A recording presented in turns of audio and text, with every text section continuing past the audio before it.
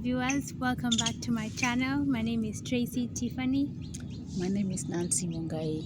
and this is my mother, and today we're just going to have a general talk of family and life, and I'm going to interview my mom with some questions. So let's start. So first question is, tell us a little bit about your life as a young person, as maybe you can see my age, and how you used to relate with people and also relating to parents, because I know most of us youth have that issue of like our relationship with our parents are not as strong as you may want, like we may think it is. So. Wow, Tracy, that's a huge one. That's a huge one, but I'll try to make it brief. For me, I'm the third born in a family of 6, and being a third born, we are 3 girls, 3 boys. Honestly, Tracy, I'll be lying to tell you that we had that great intense relationship with our parents. My mom mainly, personally, I don't know how the other mothers were at that time, but for me, if I remember anything, I just remember my mom going to work and giving us food. You know what I'm saying? Yeah. I don't know why I don't remember my mom telling me anything about my life as a girl. I learned it from other people. I picked pieces from here and there, school, friends, but thank God that around age 17 I gave my life to Christ. I think that's mainly where my life got its own shape. I don't know whether I've answered your question. I think he kinda, but well, I think you also answered my second question, was that where at what point in your life did you and your mother have that talk, like you talk and your mother preparing you for the next life? This will surprise you. This will so much surprise you. I don't remember my mom telling me anything about marriage, ever. But I remember one time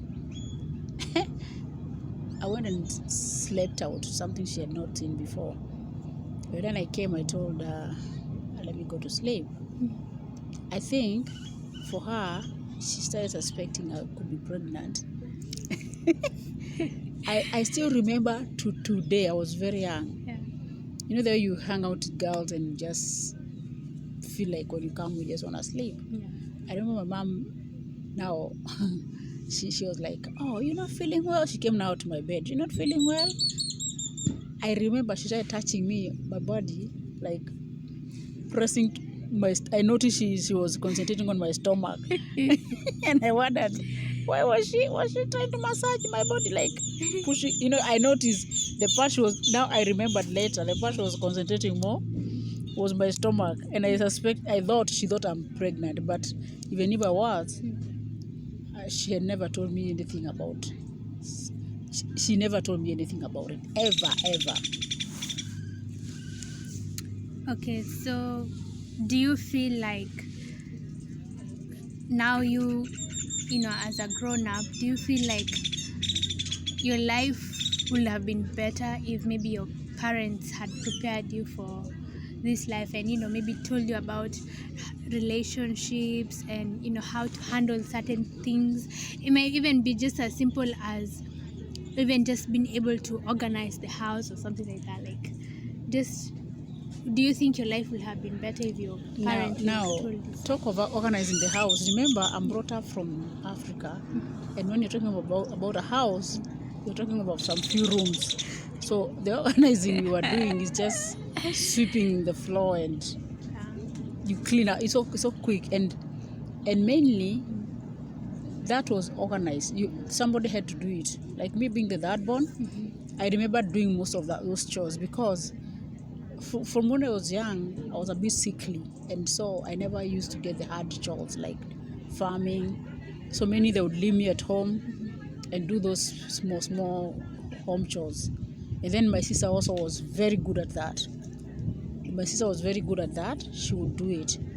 Now, answering your question, if my mother ever told me anything about growing up, teenage, and going to adulthood, I think I don't even know what to think. I don't even know what to think, because in the first place, the mother you're telling me about, I never had a relationship with her. It was very casual, so I don't even long miss it, because you miss to hear something from somebody if you're friends. True. Me and my mom was too busy. My mom was busy, and I think she had her load onto herself. She really didn't think she should teach you how to grow. You should just find a way and figure it out and grow up. In fact, she wants you grown up and behave. She had no business trying to tell you not to run around. She expected you to know not. I don't know how. Either because of the community base, because we anytime you would do something wrong, I noticed the way they used to teach us is by telling us in a block conversation that don't go around with that family. I don't want to see you with boys. No more details. And that was enough. And I think our time, that served a lot, because a precedent had been set ahead of you, and you are not, you knew it somehow. Yeah. I feel like that's also maybe why there has been a lapse of where teenagers now don't get those information anymore. That now it's, how do I feel like, it has taken the teenagers so much struggle in their own lives to be able to even get to a point where they can even know this information. Even some maybe are still adults and they don't even know this information. So maybe they keep on continuing maybe with something they have either seen through movies, because these days people learn through the internet, or even learn through the friends that they have, and even those friends, it's not like they have also been taught. So they're all trying to discover what is in the world, what am I supposed to do, and how will you now, as a mother growing up and knowing this, how will you maybe try and tell another mother, or even maybe an upcoming mother, that they should do to now narrow this gap that has been created? Yeah, I first of all want to commend the fact that you have just brought up a very huge issue. I've never seen it that way, because we are blaming this generation for not teaching their children, but I've just realized even from 50 years ago, initially, like in my culture, what used to happen, the likes of my grandfather, grandmother, there were setups where young people would be taught, and they will learn from the old people. But now when my mom's generation came up, is where women started working. You notice the transition of long time women never used to go to school. After that confusion of now women will start going to school and start fetching for themselves, the women role, there was a vacuum. Yeah, this vacuum that was created because suddenly women are doing the same things men used to do, because like in my culture, men used to fetch for food, and they would do everything. They would own land. The women would never own land. But there was that gap when the education for women came over, and the mother you started hearing of single parents. Long time you would not hear of a single mother. Now that gap, the children now no more had anybody to take care of. And that's why I think that's my generation, whereby suddenly my mom is busy. They are waking up with my dad in the morning going to fetch for food, right? Because I believe for my mom that's not what happened. That's why probably they also believe you should know, because they know. But anyhow, what I think, this is a big issue. This is a very, very big issue.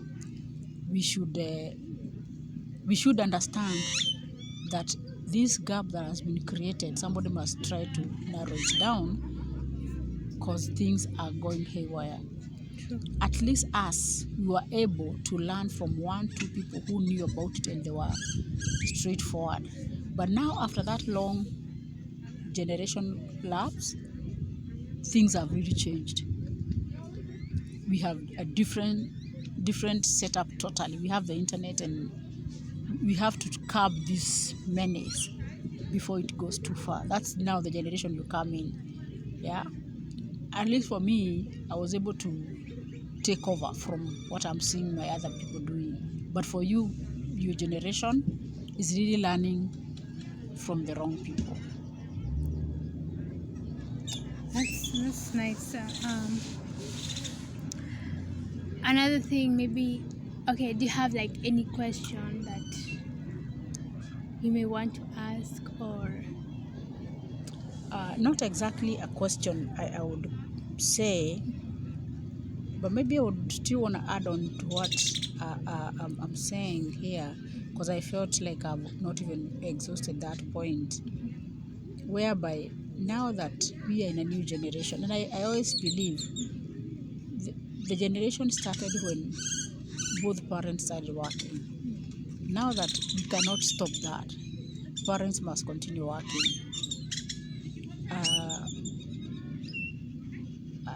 This is a topic I actually, it bothers me all the time, and I almost feel like I'm not the right person to discuss this because it hurts, and then you don't know who to blame. Yeah, it hurts. You see things are going haywire. But now let's probably, if you're asking me, if I have a question, I would ask you. Now you are here in this generation. I've told you where I've come from, so you won't blame me so much for not having learned, because like you have mentioned something very important that even some of us never learned from anybody, so we almost have nothing to teach and we don't feel obliged, because honestly, if parents can come clear, my age mates, some never were taught by anybody, but now we can see things are running out of control. How would you, in your time, what are the challenges that you're experiencing? Because maybe that can guide us into what input us we can give, and now not forgetting that we are also not the best of teachers. Oh yeah. Yeah. I would say creating that space for us to even listen to us and have no judgment, if I may say, because many people, youth, why most of them don't want to open up is because they feel like they're going to be judged, and that's the last thing they want. They want to be helped, but they also feel like if I share with my parent, especially a parent, that feeling of, because when that person has either done something wrong or they want to know a topic, they don't want that, they're already feeling like either they have let their parents down, that now they don't even want more judgment coming from them. So for me, I'll say like having that openness of knowing that your child can do almost about anything but to be open and talk with them with these issues. And I'll say mainly before even we reach to the point where they have done something wrong, we can say when they are young, I mean, you start having that relationship, that connection of talking to them and wanting them to open up, maybe listening to them more, and make sure you're maybe like asking them questions to make them talk more, because them talking is a way of knowing that you know who my child is and how I can be able to help them, if I may say so. Now, I'm liking the way your story is flowing so well. Yeah? Here we are in a crisis. Yeah. Okay? We're in a crisis here. I have just told you, my mom never taught me anything. Okay? My mom never, honestly, if she came here, she's not so old. When I go to Africa, I'm going to ask her about it. She never taught me anything. The only thing she did, she ensured that I was eating, and the few chores I was given, I was supposed to do them, I was supposed to obey. Actually, her greatest quotation was, obey your parents. That was what she fed me with every day. from up to when I was around age 15, she didn't expect much. She didn't really think there is much to dialogue with me. Dialogue, dialogue is when I'm asked, what do you want? Nancy, what would you like to do? There was nothing like, what would you like to do? She would wake up and tell us, do A, B, C, D, and she has no time even to wait for your response. You have heard. I hope you have heard. Now, I don't know, when you're telling me to listen to you and to make sure, I'm busy also. I'm busy. I mean, say, especially like, say for me, let me speak from the single mother's point of view, honestly. Now we are being real. For a single mother and single fathers, they're busy. They want to make ends meet. And actually, what most parents think about is where the food will come from. Before they know where the food will come from, they have, let me just say this in black and white, honestly, they have no time to pamper you. Ask you, baby, what do you want? I know what you want is food. I know what you want is going to school. I'm just being so real here. I know what you, if I have not, even a father, when a father, what gives a father headache most is if the kids have gone to school. And I think this is what young people should understand, where we are coming from, why we sometimes don't even have time for you. So the available time, just try also to understand us. What bothers a mother and a father, that can make them do anything.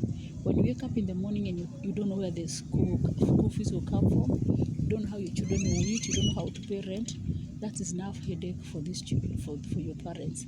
And if they are not able to do that, it's not that they hate you, you might come last. Okay? And I think we can also understand, because if you go without food, you will definitely die, right? Yeah. If I'm not able to pay rent, you stay on the street. I mean, that is true. But the thing is that, what I mean is that having that time, to create time. So you mean, okay, let me get it into your perspective. So you want to go to work, who will teach your children these things? You want them to go to school so they can go and learn from there.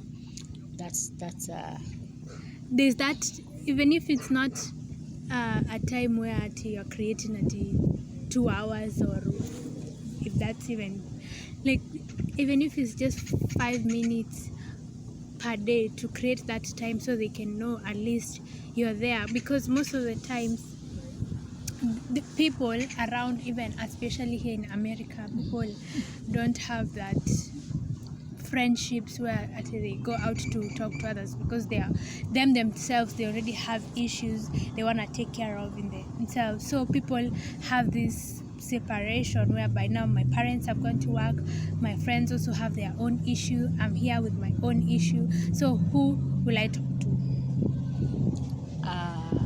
Because also, you cannot tell me to come and be telling you things and you're not even there in the first place to create that relationship. So I won't even be comfortable telling you anything in the first place. I think what I would say personally, I'm speaking from a parent point of view, and like I told somebody, it will also be of no use if you're able to bring money home and pay rent and everything, and at the end of the day you lose your children. Okay? It is like you'll be digging a hole, filling one and digging another one. So you still end up with a hole, because if your children are not well, at the end of the day, you have lost the bigger and more important part of your life. Okay? So I can now switch to being a mother for now. Okay? Not a breadwinner. I'll try to wear the two hats, a breadwinner and a mother. In this case, I would say this: it is as important as bringing up children as giving them food. Therefore, as I talk to the parents, it's good to remember that parenthood is also as important, okay? Whereby these are human beings. Don't be overwhelmed by finding school fees and home and shelter and food, and forget that these are human beings who are growing up, and they are soon going to leave your house, and whoever they will have become will still affect you. Okay, I think that's what we forget, and when we forget that again now, I've seen it haunting us, not even haunting us, torturing us. Because when you're a parent, you've forsaken your kids because you're doing all this for them, and then the next thing, when they're supposed to be living your homestead comfortable and happy, you discover they're staying with you because they cannot be anybody out there. So do you see, there is a need to balance the two. It is very taxing, and the two must be great partners. That is the children and the parents, because we have to understand that we are both sacrificing time. It's not only the parent to understand, even the children should understand that their parents, I mean, I wish also the children can also wear the shoe of the parents, so that they can understand that occasionally if the parents are not available, even when the parents are available, they support them, you know, they be a support system for them. Because when you support your parents in what they're doing, they will be able to support you. They'll sometimes it's been very overwhelming for parents, whereby it's about you doing everything. It's about you supporting, going to school meetings, coming and checking on the homeworks, coming from work, and after that, if the child is not as well behaved, it's all a blame on you. So I would be speaking to the children, whereby you try be the support system to your parents, in that, like I've always believed, when your mother comes home, before you tell them all your problems, and this is something I always believe in, before you tell them about all your problems, find out how they have been, you know. Even you as should try to create that feeling for your parents to feel appreciated, right? When you give it, it will come back to you. And also parents, amidst your challenging times, maybe you can decide on Sunday, I will sacrifice Sunday for myself. I'll sacrifice every 1 hour in the evening. For a Christian family setup, I would expect you find time, sacrifice maybe 1 hour, or say I work on an 8-hour schedule, I must find time for my children. Every evening I'll find 1 hour, a sacrificial hour, so that we can all be a team and move together. Okay, so we both sacrifice. Either way, the young people, when your parents tell to do something, remember where they're coming from. Remember, they feel, they may not tell you, but they feel they've done everything for you. They are not done everything, but they're doing a lot. So support them. When you start working, support them. When you're not working, don't let your parents to come from work and do the chores while you came around 2 and they are coming at 10 o'clock. You can be a support system for each other, and it can really work well. For us, I think why, like for me and my mom, it was simple as I knew my chores at home. And I think also, even by knowing those chores at home, it would keep you home. And somehow, since you're at home, you would still find time for each other, right? That setup was intact because we did not find time to extra time. A lot of extra time, free time is also tricky. Yeah. So that's it for today, and thank you so much for watching. Please subscribe and turn on your notification bell to get notified when we post a new video. And let us know what you think. Let us know what you think about this issue. It's a very tricky issue. It's a two-way give and take. So let's know what you think about it. Yeah. And we'll appreciate. You can put in the questions in the comment section, and we'll try to make a video answering those questions. True. So thank you so much. Thank See you. you. Thank Bye. you.